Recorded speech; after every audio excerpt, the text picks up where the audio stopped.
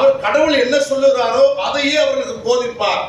சில நேரங்களில் அது கடுமையான சொற்களாய் கூட அமைந்திருக்கும், சில நேரங்களில் நம்மை வழிகாட்டுகிற சொற்களாய் அமைந்திருக்கும். அப்படிப்பட்ட இறைவாக்களுக்கு செவி கொடுங்கள் அப்படின்றார். ஏன்னா உலக நடத்தின் அடிப்படையில் ஊரு ஓட நாமும் ஓடுவோம், 10 ஓட 11 போவோம், ஊர் எந்த பக்கம் போதோ அந்த பக்கம் போவோம் அப்படின்னு சாஞ்சி போற சாய்வு புத்தி இல்லாம நிமிர்ந்து இருக்க கற்றுக்கொள்ளுங்கள்.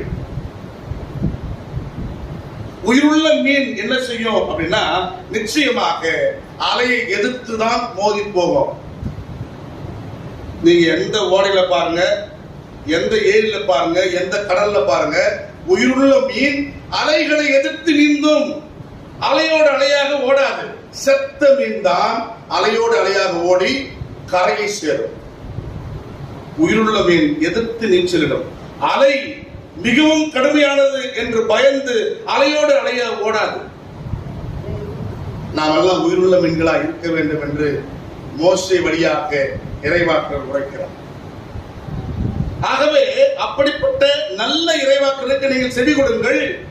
கெட்ட இறைவாக்களும் தோண்டுவார்கள். கடவுள் பெயராய் அவர்கள் அருளுரையாற்றுவதாக சொல்லிக் கொள்வார்கள். உங்களுக்கு மென்மையான வார்த்தைகளை வருடுவார்கள். ஆனால் அவைகளுக்கு நீங்கள் செவி கொடாதீர்கள். அது ஏமாற்று வேலையின் அடையாளங்கள். நீங்கள் தூய கூட்டம் என்றால் கடவுளால் தெரிந்து கொள்ளப்பட்டீர்கள். நீங்கள் உலகத்தில் வாழும் பொழுது உலகத்தாரிடம் இருக்கிற எந்த வழக்கத்தையும் கற்றுக்கொள்ளாதீர்கள். கடவுள் சொல்ற என்ன வழக்கம், உலகத்தில் இருக்கிற வழக்கம், அது ஒரு லிஸ்ட் போடுறாரு.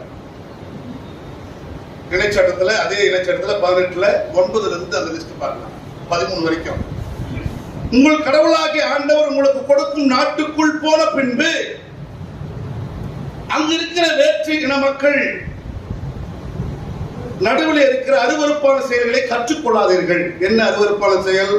தன் புதல்வனை அல்லது புதல்வியை தீ மிதிக்க செய்கிறவன், குறி சொல்லுகிறவன், நாள் பார்க்கிறவன், சகனம் பார்க்கிறவன், சூனியக்காரன், மாயவத்தைக்காரன், ஏவி விடுகிறவன், மந்திரவாதி, சத்தங்களை எழுப்பி குறி கேட்கிறவன், பில்லி சூனியம் கட்டு பூனை குறுக்க வந்தா சகனம் பார்க்கிறவன், பள்ளி கத்தனா சகனம் பார்க்கிறவன்,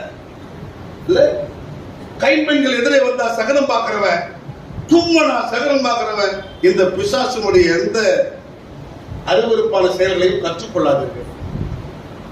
கத்துக்கவே கூடாதுன்றார். நம்மால் பிராக்டிஸ் பண்ணி நோட்டீஸ் போட்டு போறோம். சொல்லலாம்.